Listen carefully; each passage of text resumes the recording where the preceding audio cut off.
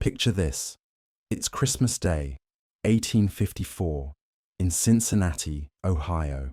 A 9-year-old girl is sitting by her father's deathbed, watching the only man who ever made her feel safe slip away from typhoid fever. Her name is Alice Gwynne. She's about to lose everything: her father, her security, her entire world. She has no idea that 45 years from now, she'll be standing in a ballroom wearing a dress that glows with electricity, married to the richest family in America, holding more wealth than most countries. But right now, she's just a terrified little girl watching her father die. This is where our story begins, not with champagne and diamonds, but with loss. Because here's what nobody tells you about the super wealthy. Most of them learned about loss long before they learned about luxury. Alice's father, Abraham Gwynne, was a decent lawyer in Cincinnati.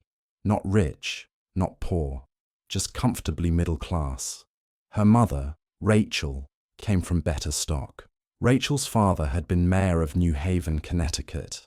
The family could trace their roots back to Revolutionary War heroes. They had prestige, if not fortune.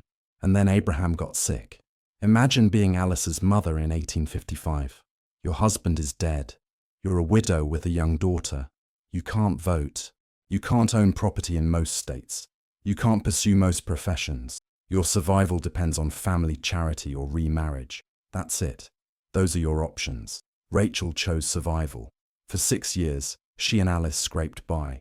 Rachel made sure her daughter got educated. Reading, French, needlework, all the accomplishments that made a girl marriageable, because that was the game. Turn your daughter into an attractive prospect for a husband who could provide security.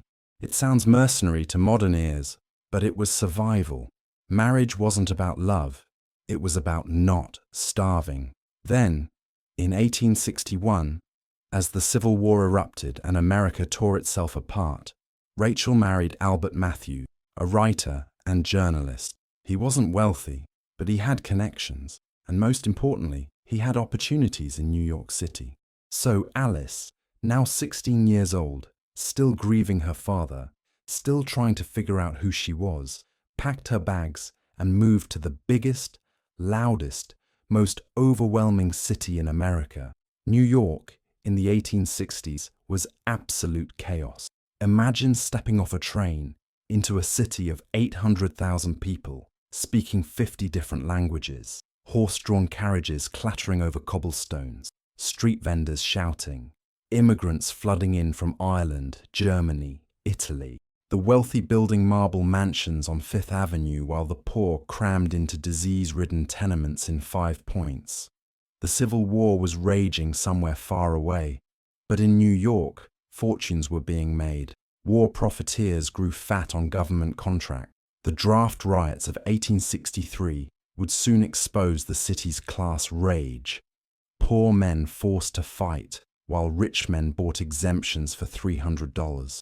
Alice's family settled into respectable middle-class life. Her stepfather's connections opened doors. And crucially, Alice started attending St. Bartholomew's Episcopal Church on Park Avenue. This is where she found her purpose, or at least the purpose society allowed her. She taught Sunday school to immigrant children, helping them learn to read from the Bible. She attended church socials. She was nice, pleasant, unremarkable. Young men of modest means courted her with awkward formality. She expected to marry someone appropriate, maybe a lawyer like her father, maybe a minister, maybe a businessman of moderate success. She'd have children, manage a household, attend church faithfully, and live a quiet, respectable life. That was the plan. And then one Sunday morning in 1866, everything changed. A young man walked into St. Bartholomew's Church. Tall, serious, intense eyes that suggested both intelligence and burden. He was only 2 years older than Alice, but he carried himself like someone much older, weighed down by responsibility. His name was Cornelius Vanderbilt II, and Alice had absolutely no idea what she was about to get herself into. Okay, pause. Before we go any further, we need to talk about the Vanderbilt. Because to understand what happens to Alice, you need to understand the family she's about to marry into, and they are absolutely wild. The Vanderbilt story starts with a guy named Cornelius Vanderbilt, but everyone called him the Commodore. He was born in 1794 on Staten Island to a poor farming family. The man quit school at age 11, to work on his father's ferry boat. He was barely literate, crude as hell, and ruthlessly ambitious. At 16, he borrowed $100 from his mother and bought his own ferry boat. He worked 18-hour days, undercut competitors' prices, reinvested every penny. By his 20s, he owned a fleet. By his 30s, he dominated ferry traffic in New York Harbor. Then steamships arrived, and the Commodore saw the future. While everyone else clung to sailing vessels, he went all in on steam. By the 1840s, his steamship lines controlled traffic along the entire East Coast. He expanded to Nicaragua, offering the fastest route to California during the gold rush. People called him the Commodore, commander of a maritime empire. But here's where it gets interesting. In the 1860s, when he was 70 years old, the Commodore decided he was done with ships. The future was railroad. So he pivoted his entire empire. He bought the New York and Harlem Railroad, then the Hudson River Railroad. Then he consolidated multiple lines into the New York Central Railroad, a transportation empire stretching from New York to Chicago. By 1877, when he died, he was worth over $100 million. That's roughly $2.5 billion today. He was richer than anyone in America except possibly John D. Rockefeller. But the Commodore had a problem. His children were mostly useless. He had 13 kids. Most of them gambled, drank, and showed zero business sense. His daughters married, taking Vanderbilt money into other families. Only one child showed promise, William Henry Vanderbilt. So the Commodore did something radical. He left 95% of his fortune to William Henry, cutting out nearly everyone else. It was a decision that shaped American wealth for generations. William Henry had 8 children. The eldest was Cornelius Vanderbilt II, the serious young man who walked into St. Bartholomew's that Sunday morning in 1866. Now imagine Alice's perspective. She's 20 years old, teaching Sunday school, expecting nothing remarkable from her day. Then she notices him. He's different from other rich boys. His uncles are notorious for gambling and womanizing. His grandfather, the Commodore, is famous for cursing like a sailor and keeping mistresses. But Cornelius II is serious, religious, devoted to duty. They meet through church activities. Their courtship is proper, chaperoned, painfully formal by modern standards. But something sparks. Cornelius sees in Alice something genuine. She's not a social climber throwing herself at Vanderbilt men. She's educated but modest, beautiful but not vain, religious but not preachy. She teaches poor kids to read. She actually seems to believe in something beyond money. In Alice, he sees a partner, someone who might understand the burden of all that wealth. Within months, Cornelius proposes, and Alice faces an impossible choice. She's being asked to marry into America's richest family, to transform overnight from comfortable middle-class girl to, what exactly? A Vanderbilt? What does that even mean? On one hand, unimaginable wealth, security, luxury beyond dreams. On the other hand, the Vanderbilts are nouveau riche. Old money families look down on them as vulgar and crude. The Astors, the Livingstons, they close their doors to Vanderbilts. The family money is too new, too tainted with the rough business of steamships and railroads. And there's something almost frightening about such wealth. Alice has heard stories about Cornelius's uncles drinking themselves to death, gambling away fortunes, marrying chorus girls. But Cornelius is different. He promises her a true partnership. He wants to use Vanderbilt money for good, philanthropy, building something meaningful. And maybe, just maybe, Alice loves him. On February 4th, 1867, Alice Gwynne, age 21, marries Cornelius Vanderbilt II in a ceremony that makes headlines across New York society. The call to adventure has been accepted. Alice's old world is gone forever. She is now a Vanderbilt, and she has no idea what that actually means. Here's what Alice discovers immediately after her wedding.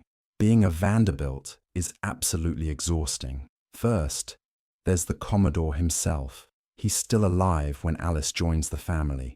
73 years old, still running his empire, still terrifying everyone. Family gatherings are tense affairs where the Commodore dominates every conversation, mocks his children and grandchildren, and reminds everyone that only he truly understands business. He takes one look at Alice and makes a crude comment about her figure. Cornelius flushes with anger but says nothing. Nobody contradicts the Commodore, ever. Alice's new father-in-law, William Henry Vanderbilt, is different but equally challenging. He's obsessed with business, despite having millions. He worries constantly about railroad schedules, stock prices, competition. He suffers from various ailments, real or imagined, and travels to European spas seeking cures. But the real complication, her new sister-in-law, Alva Vanderbilt. Alva married Cornelius's younger brother, William Kissam Vanderbilt, in 1875. She is everything Alice is not: ambitious, ruthless, obsessed with social status. Alva comes from a once wealthy Southern family that lost everything in the Civil War. She married into the Vanderbilts determined to restore her status and to force New York's elite to accept the Vanderbilts as equal. The problem is that New York society is controlled by one woman, Mrs. Caroline Astor. Mrs. Astor decides who's in and who's out. She hosts balls for the elite 400, supposedly the number of people who fit in her ballroom, but really the families she deems worthy. The Vanderbilts, despite their billions, are not on the list. Alva decides to change this through sheer spectacle. She's building a French chateau on Fifth Avenue that will dwarf Mrs. Astor's mansion. She's planning a costume ball so elaborate, so expensive, so magnificent that Mrs. Astor will be forced to attend, thereby granting the Vanderbilts social acceptance. Alva corners Alice constantly. You must commission an extraordinary costume. We need to show these old biddies that Vanderbilt money can buy culture. Alice resists. She doesn't care about Mrs. Astor's approval. She never wanted to be a social climber. She married Cornelius for love, not status. She's uncomfortable with ostentation, but Alva won't let it go. Neither will Cornelius. And gradually Alice realizes refusing isn't really an option. She's a Vanderbilt now. The family expects certain things. This is her refusal of the call, her resistance to fully embracing the role of Vanderbilt matriarch. She wants to stay Alice Gwynne, modest, religious, charitable. But that woman can't exist in this world of Gilded Age excess. Meanwhile, her personal life grows complicated in a different way. Alice and Cornelius start having children immediately. Their first daughter, Alice, is born in 1869. And then, in 1874, little Alice dies. She's only 5 years old. The cause is unclear. Maybe scarlet fever, maybe diphtheria, maybe just one of those mysterious Victorian childhood illnesses that killed so many kids before vaccines. Imagine Alice's grief. Her first child, her namesake, dead before starting school. And she's expected to just continue, to host dinners and attend functions as if nothing happened, because that's what wealthy women did. They endured privately and performed publicly. She gets pregnant again quickly, partly because she wants another child, partly because that's just what happened in the 1870s. Birth control was primitive and often illegal. A married woman's duty was producing heirs, regardless of her emotional state. Her second child, William Henry II, was born in 1870, then Cornelius III in 1873, then Gertrude in 1875, Alfred in 1877, Reginald in 1880, finally Gladys in 1886. 7 children in 17 years. Alice spends most of her 20s and 30s pregnant. But here's what makes Alice different. She actually raises her children. She doesn't just hand them to nannies. She reads to them, teaches them, takes them to church, instills values of charity and responsibility. Cornelius supports this. He's different from other Vanderbilt men. No mistresses, no gambling away fortunes, no excessive drinking. He works hard managing the railroad empire. He's devoted to Alice and their kids. But the pressure to embrace their social position keeps mounting. The Commodore dies in 1877, leaving his $100 million almost entirely to William Henry. This makes William Henry the richest man in America overnight, and it makes Alice and Cornelius incredibly wealthy by extension. They're not yet billionaires, but they're multimillionaires with expectations of inheriting hundreds of millions eventually. Alva's campaign for social acceptance reaches its climax in 1883. On March 26, 1883, Alva hosts her legendary costume ball. She's invited 100 to 200 guests, far more than Mrs. Astor's 400. She's spent months planning every detail, and she's found leverage. Mrs. Astor's daughter, Carrie, is desperate to attend. Carrie has been rehearsing a dance for months, assuming she'll perform. But Alva refuses to invite her because Mrs. Astor has never officially called on Alva, the social ritual signifying acceptance. Mrs. Astor is trapped. If she doesn't call on Alva, her daughter will be devastated. But if she does, she's admitting the Vanderbilts are her equals. Finally, days before the ball, Mrs. Astor capitulates. She arrives at Alva's mansion and leaves her calling card. The Vanderbilts have won, and Alice finally surrenders her refusal. She's going to that ball, and she's going to make a statement. Imagine Alice standing in her dressing room on the evening of March 26, 1883. She's 37 years old, mother of 6 living children. She's been fighting this moment for years, the full embrace of Vanderbilt spectacle. But tonight, she's done fighting. Tonight, she's wearing electricity. Her dress is revolutionary. The base is white satin, elegant and simple, but woven through the fabric are thin electrical wires connected to a small battery hidden in her skirt. Attached to these wires are dozens of glass beads arranged like lightning bolts. When she flips the switch, the dress glows.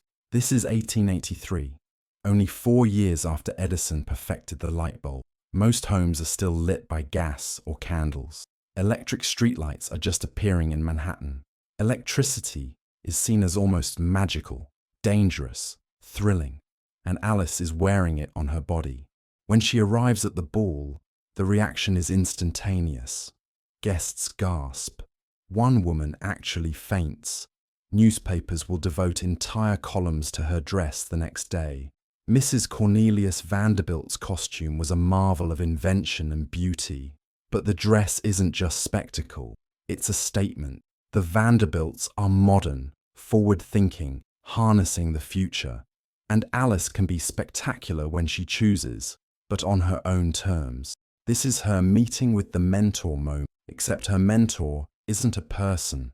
It's the realization of her own power. She's been resisting the Vanderbilt identity, trying to cling to her old self. But tonight, she accepts that she can be both. She can maintain her values while wielding the social power that comes with her position. The ball changes everything. After that night, the Vanderbilts are fully accepted. Mrs. Astor herself attends. Other old money families follow. But for Alice, the real transformation is internal. She stops fighting her position and starts using it strategically. Over the following years, she and Cornelius pour money into philanthropy, Yale University, the YMCA, hospitals and orphanages. When the Johnstown flood kills thousands in Pennsylvania in 1889, Alice is one of the first major donors, helping establish the American Red Cross's reputation. Her father-in-law, William Henry, also becomes a mentor. Despite his business obsession, he teaches her about managing wealth. He explains that the real challenge isn't making money, the Commodore did that, but preserving it. He tells her something haunting. Most great fortunes dissolve within 3 generations. The first builds it through hard work. The second maintains it through management. The third destroys it through extravagance. Alice files this warning away, not knowing how prophetic it will prove. In 1883, Alice and Cornelius begin building their greatest monument, a mansion occupying an entire block on Fifth Avenue between 57th and 58th Streets. It will have 137 rooms, including a ballroom for 1,200 guests, hand-carved French walnut paneling, ceilings painted by European masters. It's the largest private home in New York City. But Alice insists on something unusual, a private chapel inside the house, a quiet space away from ostentation where she can pray and be Alice Gwynne again, not Alice Vanderbilt. This becomes her refuge, a small, simply decorated room where she can be herself. Then, in 1885, everything shifts again. William Henry Vanderbilt dies suddenly at 64. Despite the Commodore's warnings about preserving wealth, William Henry has doubled the family fortune, growing it from $100 million to over $200 million. He divides it differently than his father. Instead of leaving everything to one son, he splits it. Cornelius and William Kissam each get roughly $70 million. Overnight, Alice and Cornelius transition from very wealthy to unimaginably rich. In today's terms, they're billionaires several times over, among the richest people on earth. The question becomes, what will they do with it? Alice decides to build not just one palace, but two. The Manhattan Mansion is nearly complete. But now she wants a summer cottage, a retreat from New York's heat. She chooses Newport, Rhode Island. In 1893, she and Cornelius hire architect Richard Morris Hunt to design their Newport home. The budget is essentially unlimited. What he creates is staggering. The Breakers. Inspired by Italian Renaissance palaces, the Breakers rises 5 stories above the Atlantic, 70 rooms. The Great Hall soars 50 feet high with marble columns and gilded details. The dining room features carved alabaster and ceiling frescoes. The morning room is decorated in platinum leaf, not gold, but platinum, rarer and more expensive. The estate requires 60 staff just to maintain. The cost? Over $11 million in 1890s dollars, roughly $350 million today. But Alice insists. The Breakers serve a purpose beyond display. She envisions it as a gathering place for family, somewhere her children can create memories away from New York's pressures. She's particularly focused on her children's futures now. Her eldest surviving son, William Henry II, is at Yale, showing promise. Cornelius III is more problematic, headstrong, resentful of his father's control, beginning to rebel. Meanwhile, Cornelius is working himself to exhaustion managing the railroads. The Gilded Age is also the era of massive strikes. The Haymarket Affair, the Pullman strike, violent clashes between workers and industrialists. The stress takes its toll. In 1896, at 53, Cornelius suffers a massive stroke. He survives, but the damage is severe. His left side is partially paralyzed. His speech is slurred. He can't work full-time anymore. Alice, at 51, suddenly becomes the functional head of the household.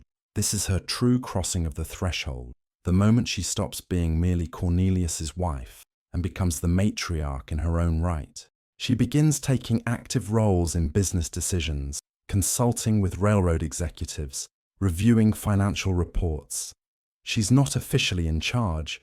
Women aren't allowed in boardrooms, but everyone knows she's making decisions on Cornelius's behalf. But her greatest challenge is still ahead, managing her children as they enter adulthood, and that's where everything starts falling apart. The final years of the 19th century bring Alice both triumph and heartbreak, and a lot more heartbreak than triumph, if we're being honest. In 1892, her son William Henry II, bright, promising, her hope for the future, falls ill at Yale. The diagnosis, typhoid fever. Typhoid in the 1890s is still a death sentence. You get it from contaminated water or food. It causes high fever, delirium, intestinal bleeding. There are no antibiotics. Treatment means keeping the patient comfortable and hoping. Alice rushes to New Haven. She sits by William's bedside for days as he deteriorates. The fever spikes. He becomes delirious, crying out. She bathes his forehead, prays frantically, begs God to spare her son. It doesn't work. William Henry Vanderbilt II dies in spring 1892. He's 22 years old. He's buried before completing his education, before marrying, before accomplishing anything his parents dreamed for him. Imagine Alice's grief. This is her second child to die. First little Alice at 5, now William at 22. She's borne 7 children. 2 are dead. All the wealth and privilege mean nothing when disease takes your child. Cornelius is devastated but channels his grief into something. He and Alice endow Vanderbilt Hall at Yale in William's memory. A massive dormitory will house Yale students for generations. It's their way of keeping William's name alive. But the loss changes. She becomes more protective of her remaining children, and her worry proves justified. Her son, Cornelius III, now the eldest surviving male, starts rebelling. He's always been difficult, stubborn, resentful of his father's control, contemptuous of high society's rules. In 1895, at 22, he meets Grace Graham Wilson, daughter of a New York banker. She's beautiful, intelligent, from a respectable family, but she's not who Cornelius II envisioned for his heir. More importantly, Cornelius III doesn't ask permission. He just announces he's marrying Grace. His father is furious. In Gilded Age families, marriages are strategic alliances. The eldest son should marry someone bringing money or prestige. Grace brings neither. Cornelius II issues an ultimatum: break off the engagement or be disinherited. Cornelius III chooses love over money. He marries Grace Wilson in summer 1896. His father keeps his word. Cornelius III is removed from the will, cut off from the fortune. He receives a modest trust, but nothing like what he would have inherited. The rift is complete. Father and son don't speak. Cornelius III and Grace are excluded from family gatherings. Alice is caught in the middle. She understands her husband's anger. Cornelius III violated the fundamental rule, obey the patriarch, but she also loves her son and believes Grace truly cares for him. She tries to mediate, but Cornelius II is immovable. The stroke has made him rigid, unforgiving. So Alice must choose: support her husband or support her son. She chooses her husband, and she won't speak to Cornelius III for 30 years. Meanwhile, her daughters are growing up. Gertrude, always artistic, begins studying sculpture seriously. She's talented, genuinely talented, and wants to be taken seriously as an artist, not just a wealthy dilettante. Alice encourages this, even though it's scandalous. Ladies don't have careers, but Alice sees in Gertrude something of herself, a woman wanting meaning beyond status. Her younger sons, Alfred and Reginald, are still children through the 1890s, but they'll grow up to embody both the best and worst of Vanderbilt privilege. In 1899, Cornelius II's health fails completely. On September 12th, at their Newport estate, he dies at 55. Alice is 53, a widow, and suddenly one of the richest women in the world. The will is read. Cornelius has left her a trust of $7 million, an income of $5,000 per week, roughly $150,000 weekly in today's money. But the bulk of his $73 million fortune goes to their children, with the largest shares to Alfred and Reginald. Cornelius III gets nothing. He remains disinherited. Alice is now facing tests that will define her legacy. She could retreat into widowhood, wearing black, fading into obscurity. But that's not who Alice is. Instead, she stays central to the family. She maintains both residences, hosts gatherings at the Breakers every summer. She keeps close relationships with her daughters. She watches over her younger sons, trying to guide them. And most importantly, she becomes the family's conscience. Because Alice sees what's happening to the Vanderbilt fortune, and it terrifies her. Her father-in-law's warning echoes. Most great fortunes dissolve within 3 generations. Her children are spending faster than the money can replenish. Gertrude marries Harry Payne Whitney, and together they live extravagantly. Alfred builds his own mansion, but it's Reginald who truly worries her. Reginald, her youngest son, grows into a handsome, charming, utterly irresponsible playboy. He drinks heavily, gambles at exclusive clubs, keeps chorus girls as mistresses. He buys yachts, racehorses, automobiles. He throws legendary parties where champagne flows until dawn. He's exactly the wastrel the Commodore despised, except now he has millions to burn. Alice tries to intervene. She sits him down, explains responsibility, begs him to think of future generations. Reginald is 20, convinced he's immortal. Mother, we have $70 million. I couldn't spend it all if I tried. He's wrong. He will try, and he will succeed. These are tests Alice faces largely alone. Her allies are few. She maintains close relationships with her daughters, especially Gertrude, who's building a serious career as a sculptor, earning respect on her own merits. Alice is enormously proud. When Gertrude eventually founds the Whitney Museum of American Art, it'll be partly because of Alice's encouragement decades earlier. Her daughter Gladys becomes another ally. Gladys is more conventional, but thoughtful, religious, careful with money, traits inherited from Alice. When she marries Hungarian Count Laszlo Széchenyi in 1908, Alice approves because Gladys clearly loves him. But Alice's greatest test is still ahead. As the new century dawns, the world is changing. Victorian era is ending. Queen Victoria dies in 1901. The progressive era begins. Muckraking journalists expose Gilded Age corruption. People start questioning whether individuals should accumulate vast fortunes while millions starve. The Vanderbilts, once symbols of success, become symbols of inequality. Alice feels this shift. She increases charitable giving, supporting progressive causes, better working conditions, education, even women's suffrage, though carefully, not too radically. But she also sees the darker truth. No charity will save the fortune if her children keep spending recklessly. And then, in 1915, tragedy strikes in the most shocking way possible. By 1915, Alice is 69 years old. She's lived through the Civil War, the Gilded Age, into the Progressive Era.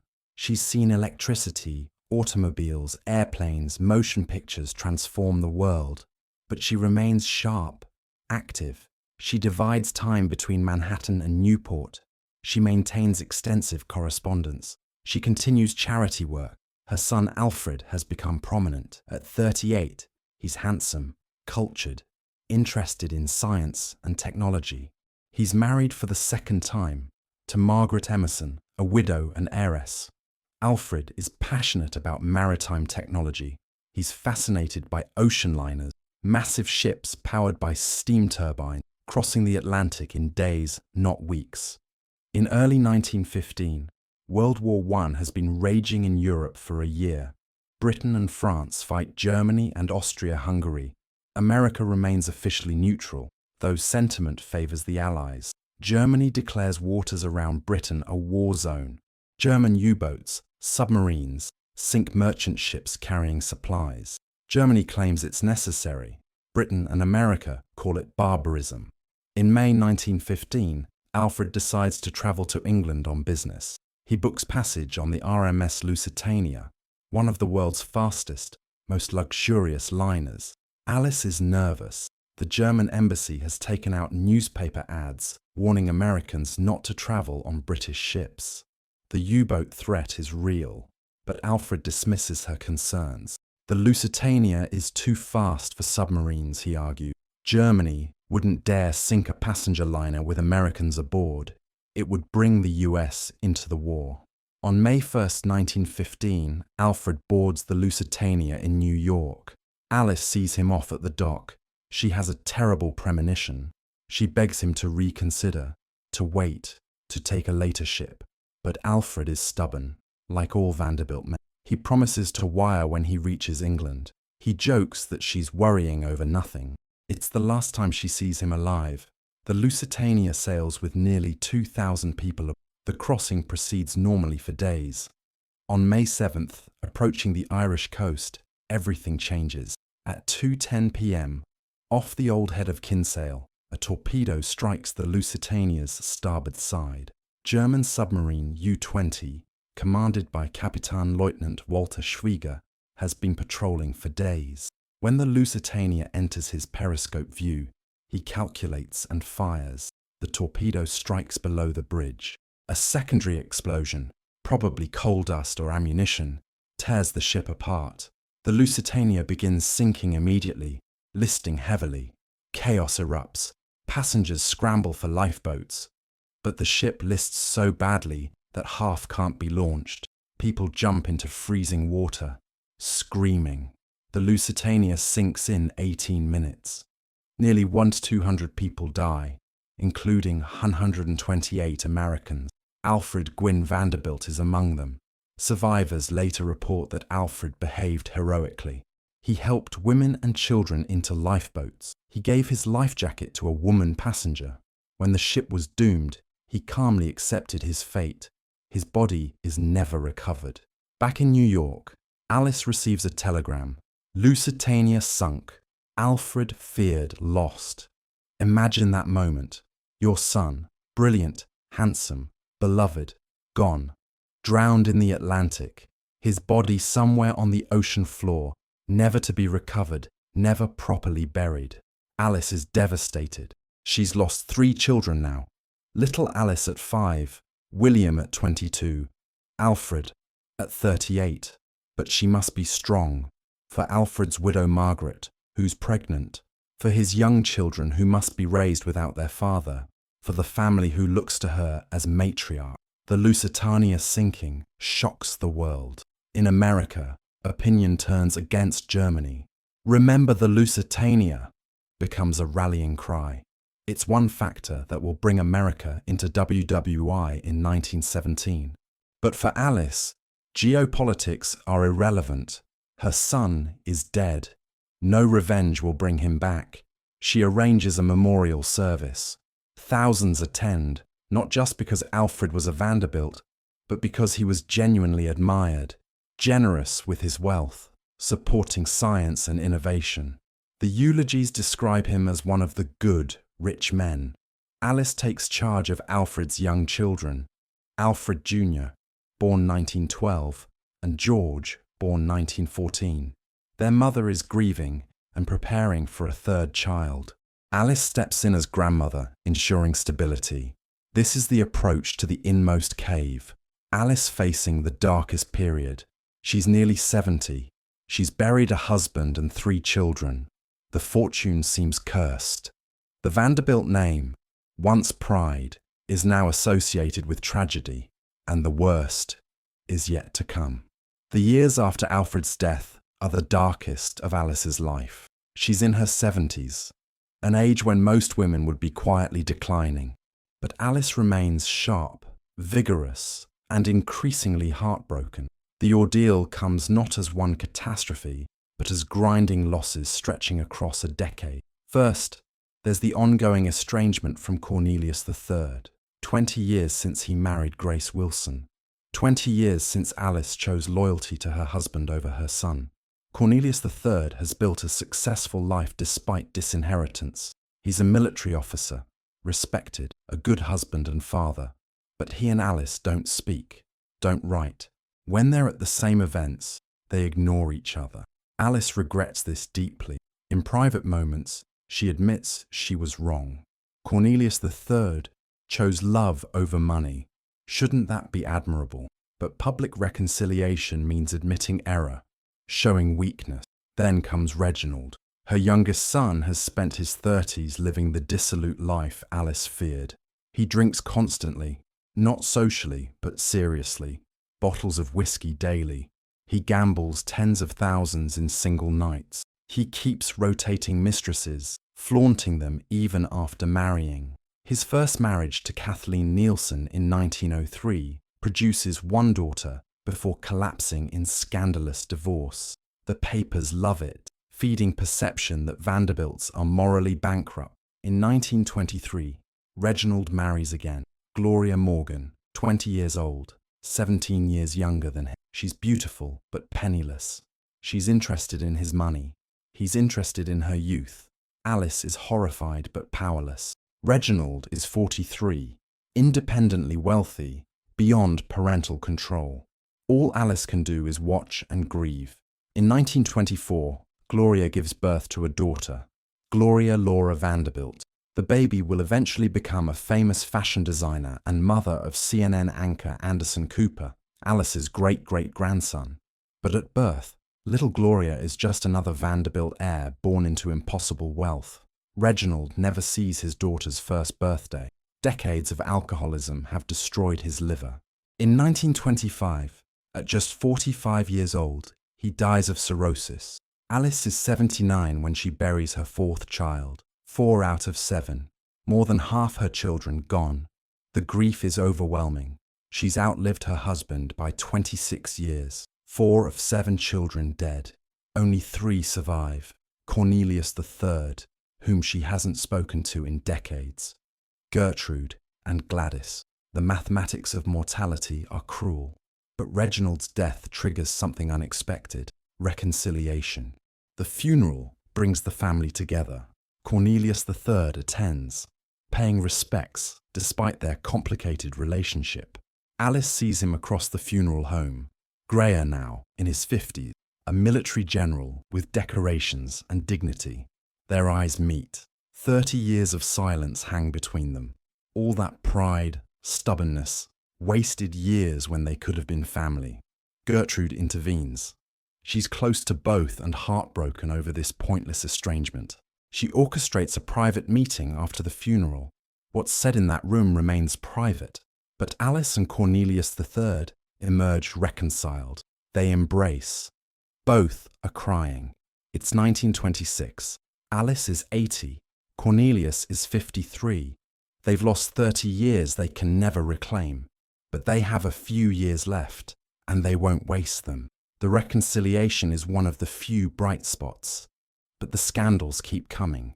Reginald's death triggers a custody battle over little Gloria that becomes one of the most sensational trials of the 1930s. Reginald's widow, Gloria Morgan Vanderbilt, fights Reginald's sister Gertrude for custody and control of the child's massive trust fund. The trial is ugly. Accusations fly. Gloria Morgan is an unfit mother, neglecting her daughter while living lavishly in Europe. Gertrude is trying to steal the child to access her money.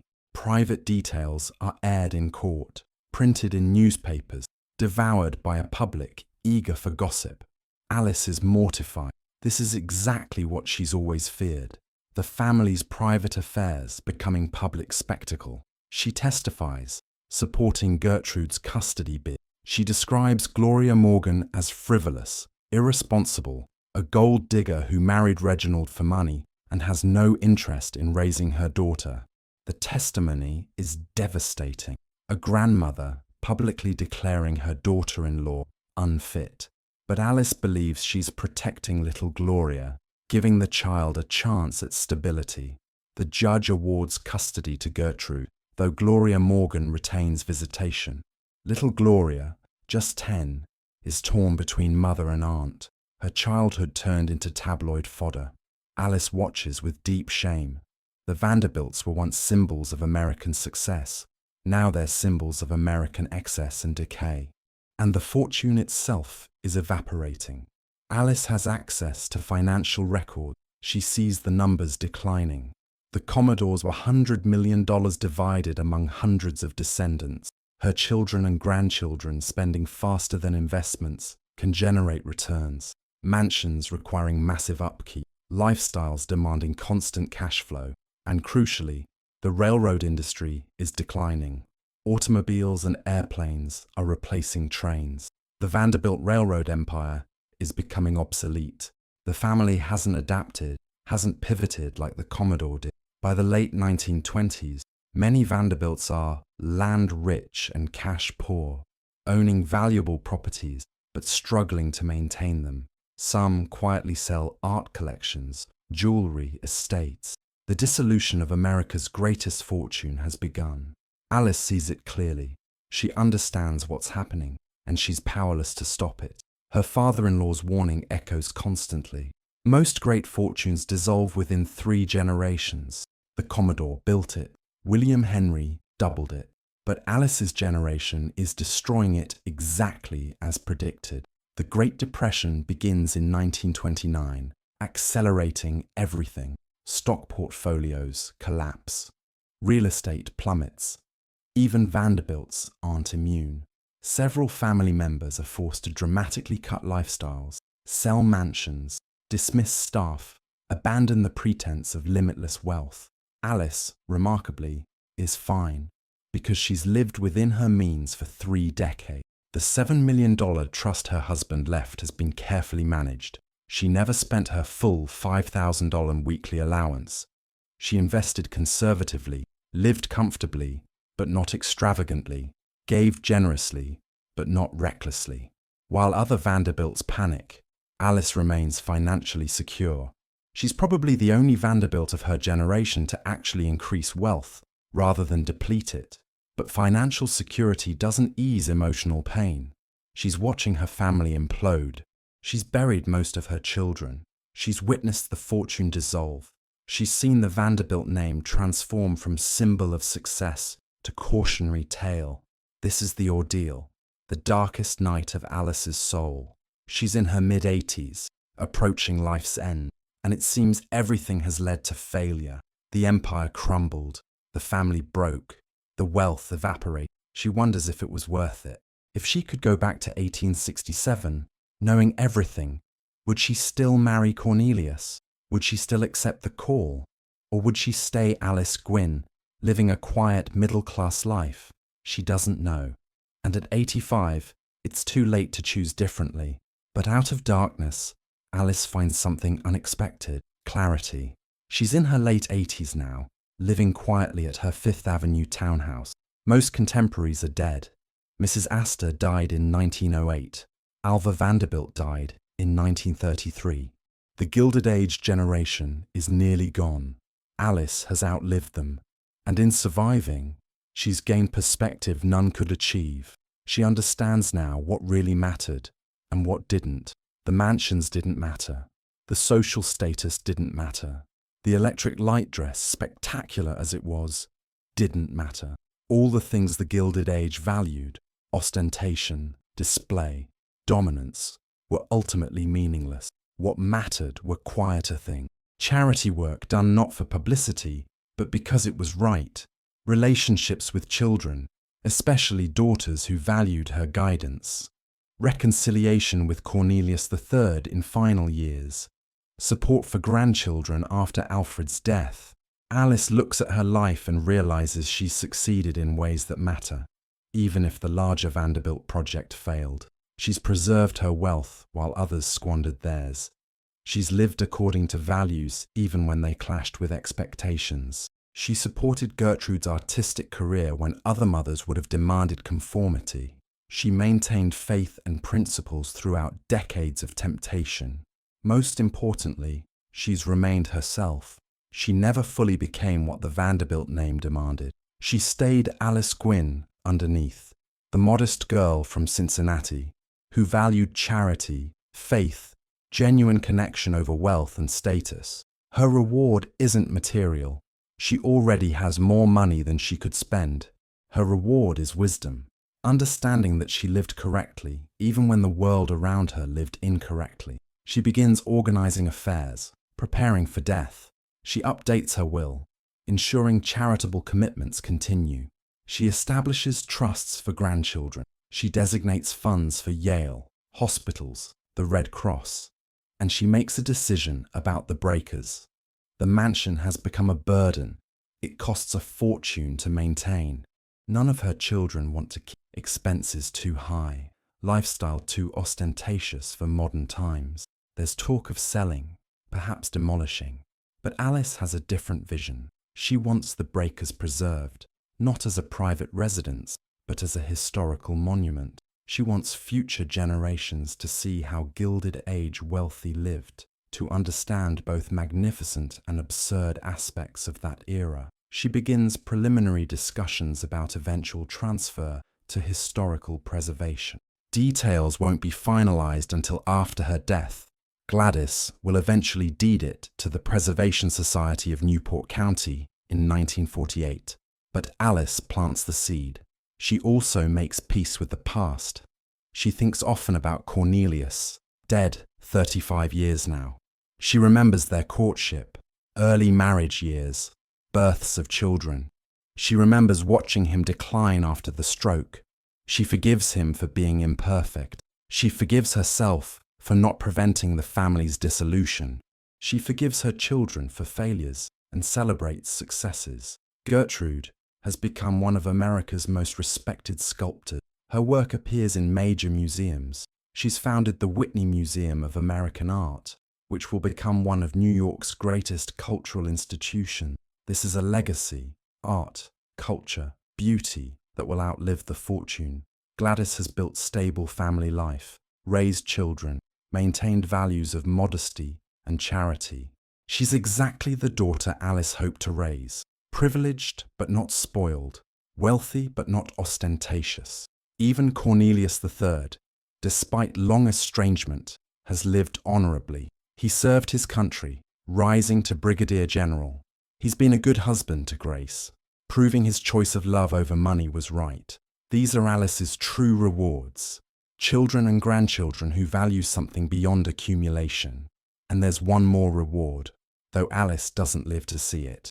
Her great-granddaughter, Gloria Vanderbilt, the little girl at the custody scandals center, will grow up genuinely remarkable. She'll become a successful fashion designer, artist, actress, writer. She'll experience tragedy. 2 of 4 sons will die young, but face it with courage and grace. And Gloria's son, Anderson Cooper, Alice's great-great-grandson, will become one of America's most respected journalists. He'll inherit not the Vanderbilt fortune, almost entirely dissipated by his generation, but something more valuable, the Vanderbilt name without the curse. He'll work for success, earn respect on merit, live a life of purpose rather than privilege. This will be Alice's ultimate legacy. Descendants who remember where they came from but aren't defined or destroyed by it. By 1933, Alice is 87 years old, extraordinary for someone born in 1845. She's lived through 11 presidencies, from James K. Polk to Franklin Roosevelt. She's witnessed the Civil War, Reconstruction, Gilded Age, Progressive Era, World War I, Roaring Twenties, Great Depression. The world has transformed beyond recognition. When Alice was born, people traveled by horse and communicated by letter. Now, airplanes cross continents, telephones connect cities, radio reaches millions, motion pictures tell stories, automobiles crowd streets. Alice has adapted to all of it. She uses telephones, rides in automobiles, even watches motion pictures occasionally. She's intellectually curious, reading newspapers daily, following politics and culture. But she's also tired. The cumulative weight of nearly 9 decades, the losses, grief, disappointment, have worn her down. Her health begins failing in early 1934. The specific ailment is unclear, perhaps heart failure, perhaps general decline of extreme old age. She's confined to her townhouse at 857 Fifth Avenue, cared for by nurses and visited regularly by family. Her surviving children, Cornelius III, Gertrude, Gladys, gather around her. They know the end is approaching. There's urgency to these final visits, a need to say things gone unsaid too long. Cornelius III sits by her bedside, holding her hand. They've reconciled only 8 years earlier after 30 years of estrangement. He thanks her for reaching out, for giving them these final years. He tells her he understands why she supported his father, family loyalty, the impossibility of her position. She apologizes for wasted years. She tells him she's proud of the man he became, proud he chose love over money, proud of his military service and family. It's healing conversation, the kind that should have happened decades earlier, but better late than never. Gertrude brings her mother's latest accomplishment, sketches for the Whitney Museum of American Art, officially opened in 1931. The museum is already a success, showcasing American artists who previously struggled to find exhibition space. It's Gertrude's greatest achievement, a lasting contribution to American culture. Alice is profoundly moved. This is exactly what she hoped wealth could accomplish, not mere accumulation or ostentation, but creation of something meaningful that outlasts the fortune itself. Gladys, ever dutiful, handles practical matters. She ensures her mother is comfortable, nurses are attentive, visitors don't overwhelm. She's the one who will eventually complete Alice's vision for the breakers, transferring it to historical preservation. Alice also sees many grandchildren during these final weeks. They represent the fourth generation, far removed from the Commodore's rough beginnings. Some are responsible and thoughtful. Others already show signs of dissolution Alice fought against. She tries to impart wisdom to those who'll listen. She tells them money isn't salvation, that wealth without purpose leads to misery, that family and faith and meaningful work matter more than accumulation. Some listen, others don't. Alice knows she can't control the future. She's done what she could, lived according to values, modeled responsible wealth management, supported charitable causes, maintained human connections. The rest is beyond her power. In early April 1934, Alice's condition worsens. She slips in and out of consciousness. Doctors make her comfortable, but there's nothing more they can do. Medicine has advanced, but there's still no cure for being 88 years old. On April 24, 1934, surrounded by family, Alice Gwynne Vanderbilt dies peacefully in her Fifth Avenue townhouse. The newspapers run lengthy obituary. They describe her as the last great matriarch of the Gilded Age, a woman who witnessed America's transformation, the widow who preserved Vanderbilt dignity through decades of decline. They note philanthropic accomplishments, gifts to Yale, support for Red Cross, contributions to hospitals and orphanages. They describe the breakers as one of America's greatest architectural achievements. They mention her famous electric light dress from 51 years earlier. What they don't capture is her internal journey, the modest Cincinnati girl who married into impossible wealth, who struggled with that wealth's demands, who ultimately maintained integrity despite overwhelming pressure to compromise it. The funeral is held at St. Bartholomew's Episcopal Church, the same church where she met Cornelius nearly 70 years earlier. The sanctuary fills with flowers, dignitaries, society figures, family. But Alice's will specifies something unusual. She wants significant portions of the service dedicated to charity. Instead of focusing entirely on her life, she wants attention drawn to causes she supported. Representatives from the Red Cross, YMCA, hospitals she funded, all are invited to speak about ongoing work her donations support. It's vintage Alice, even in death, redirecting attention from personal glory toward meaningful purpose. After the service, her body is transported to the Vanderbilt Mausoleum on Staten Island, where Cornelius has rested since 1899. They're reunited after 35 years, together again in death as they were in life. But here's where Alice's story gets really interesting, because the most remarkable part of her legacy emerges after her death. When her will is executed, financial advisors discover something stunning. Alice has left an estate valued at over $10 million, roughly $200 million in today's money. Let that sink in for a moment. Cornelius left her a trust of $7 million back in 1899. Through 35 years of careful management and conservative spending, Alice didn't just preserve that wealth, she increased it. While other Vanderbilts burned through their inheritances, Alice's fortune grew.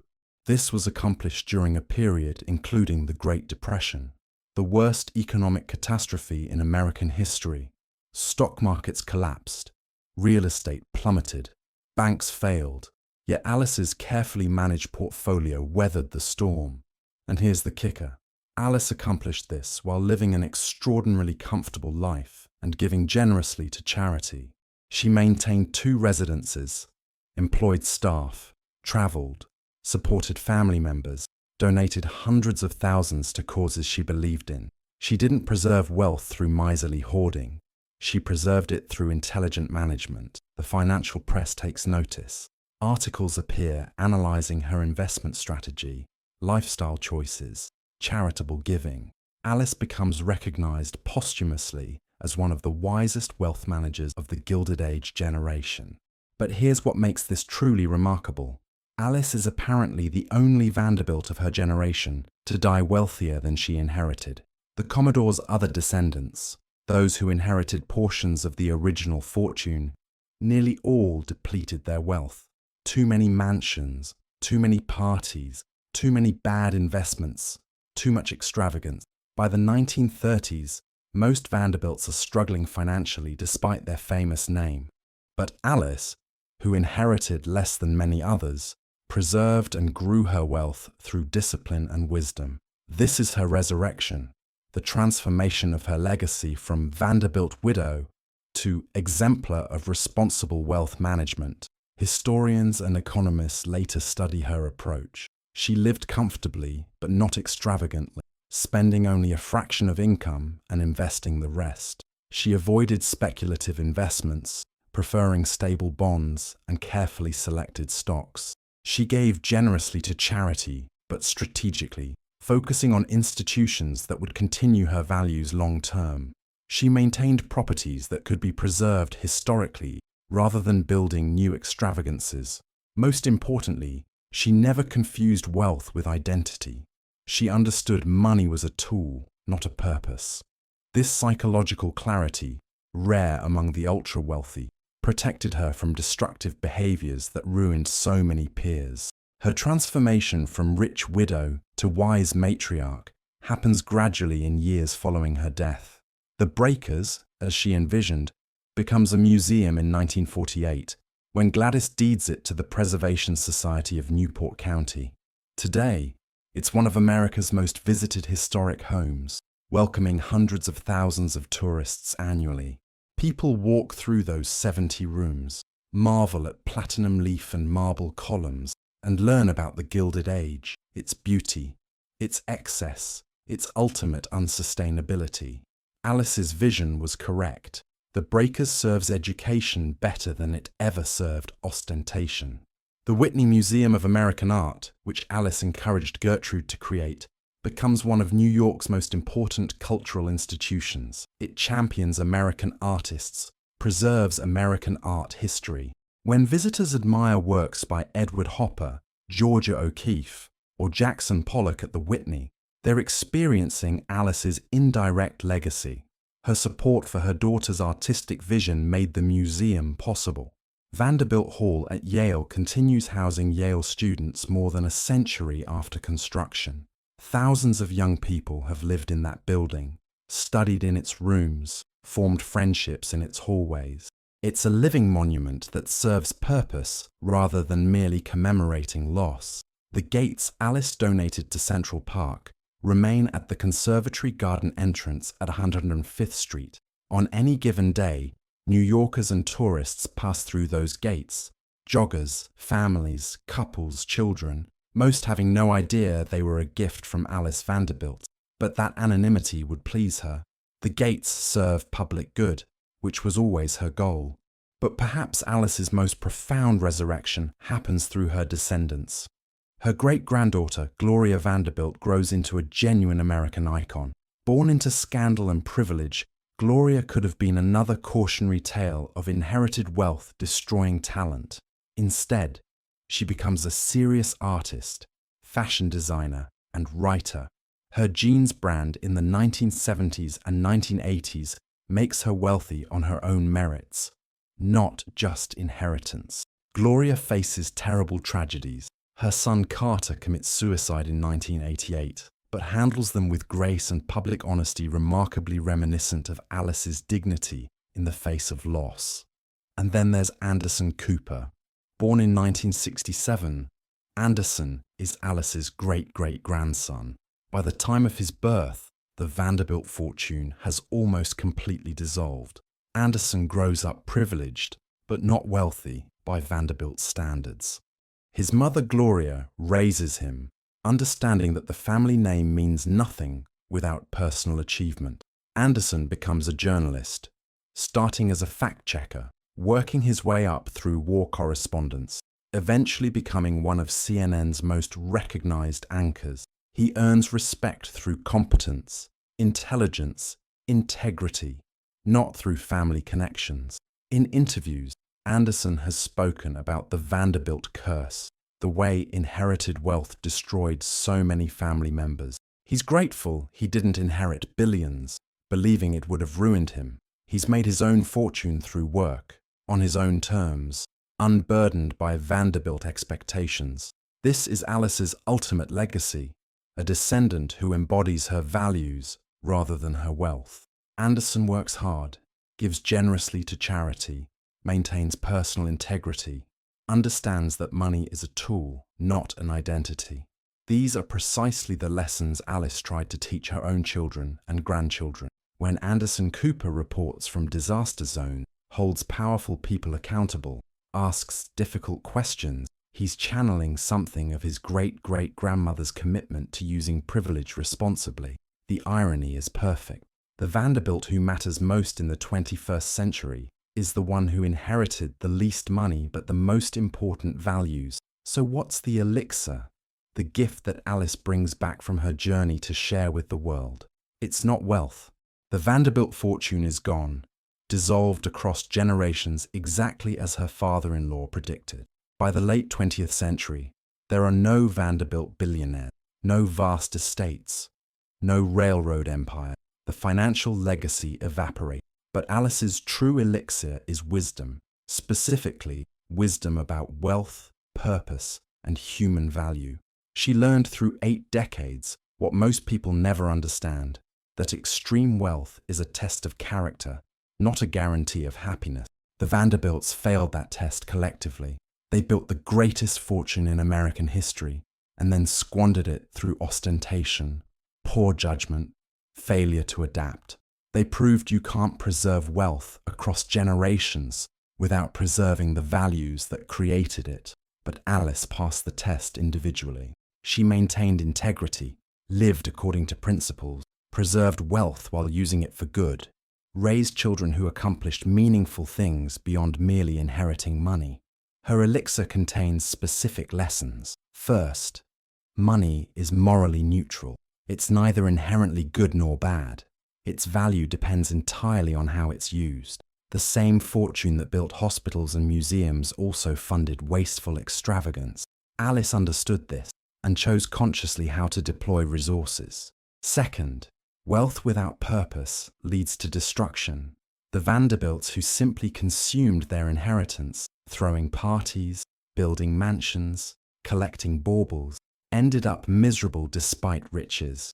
Those who used wealth toward meaningful goals, Gertrude's art, charitable foundations, educational endowments, found satisfaction. Third, character matters more than capital. Alice's children who had strong character, Gertrude, Gladys, led meaningful lives regardless of money. Those who lacked character, Reginald, destroyed themselves despite inheriting millions. Fourth, you can't buy social acceptance that matters. Alva Vanderbilt waged war to force Mrs. Astor's recognition, and she won. But what did that victory actually mean? Within decades, Mrs. Astor's 400 was irrelevant, forgotten, a historical curiosity. The social hierarchies that seemed so important were revealed as arbitrary and temporary. Fifth, family and faith matter more than fortune. Alice's deepest regrets weren't financial. They were the 30 lost years with Cornelius III, the children who died young, relationships damaged by pride.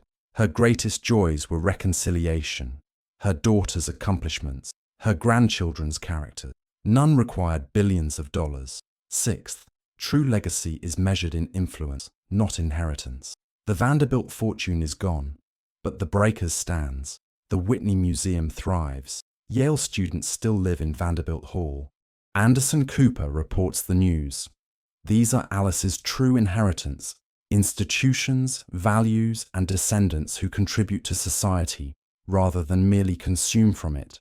This wisdom, this elixir, is what Alice offers to future generations, and people are listening. In the 21st century, Alice's story has been rediscovered by historians, economists, social critics as a case study in both possibilities and perils of extreme wealth. Books, documentaries, articles examine the Vanderbilt rise and fall, with Alice increasingly recognized as the family's true hero, the one who understood what mattered. When modern billionaires like Warren Buffett and Bill Gates pledge to give away their fortunes rather than creating dynasties, they're following Alice's philosophy, whether they know it or not. When wealthy families establish foundations designed to do good, rather than merely perpetuate family names, they're learning from Vanderbilt mistakes that Alice witnessed.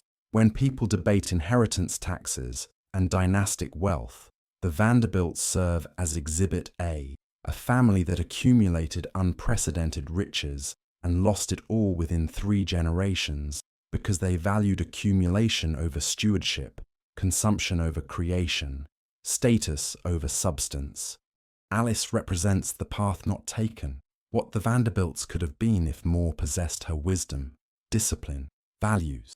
There's one more detail worth noting, a final lesson embedded in Alice's story.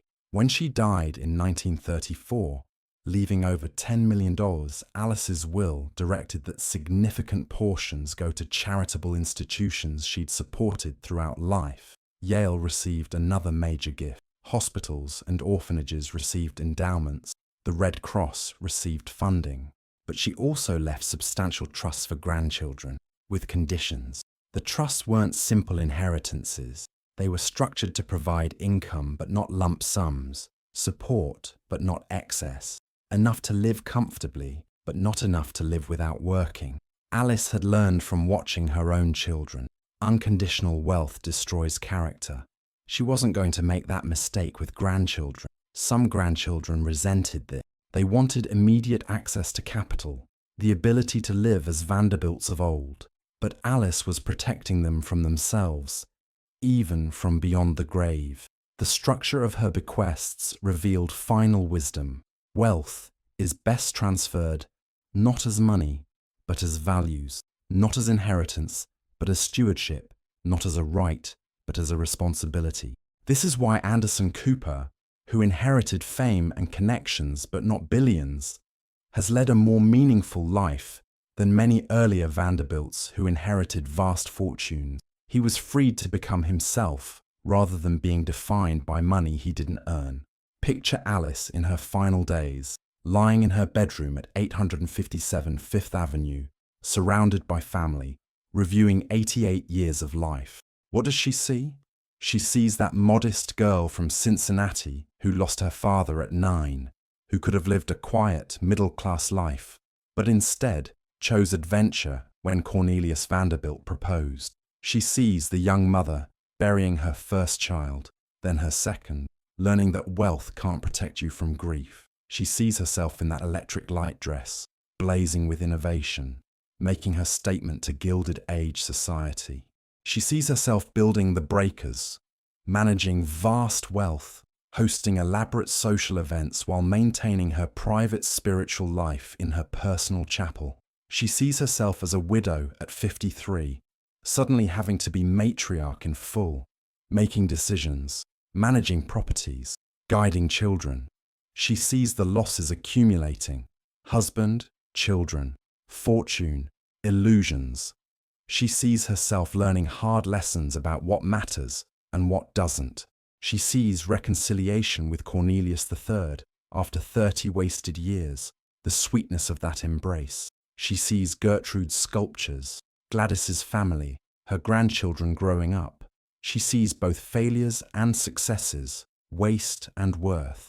And maybe, in those final moments, she reaches a conclusion that brings peace. The fortune didn't matter. The adventure did.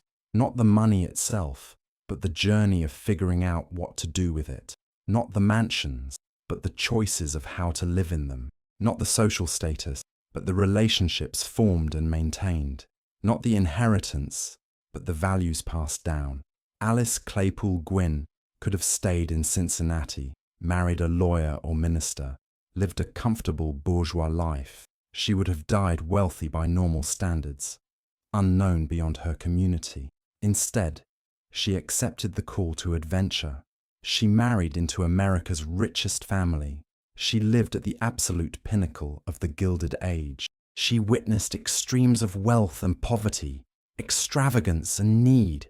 She faced impossible choices and devastating losses. And through it all, she remained fundamentally herself. That's the elixir. That's the gift. That's the lesson. You can walk through palaces of unimaginable wealth without letting them define you. You can experience extremes of fortune without losing your moral center. You can play the game of Gilded Age society while remembering it's just a game. What matters is what you do with your advantages, whether you use them for good or waste them on glitter, whether you maintain human connections or sacrifice them for status, whether you teach your children values or simply give them money, whether you leave the world better or merely more impressed. Alice Vanderbilt left the world better. The fortune is gone, but the museums stand. The scholarships continue. The gates remain. The values persist in descendants who carry them forward. She was born in 1845, when America was a young nation, when the Vanderbilt fortune was just beginning, when the Gilded Age was still to come.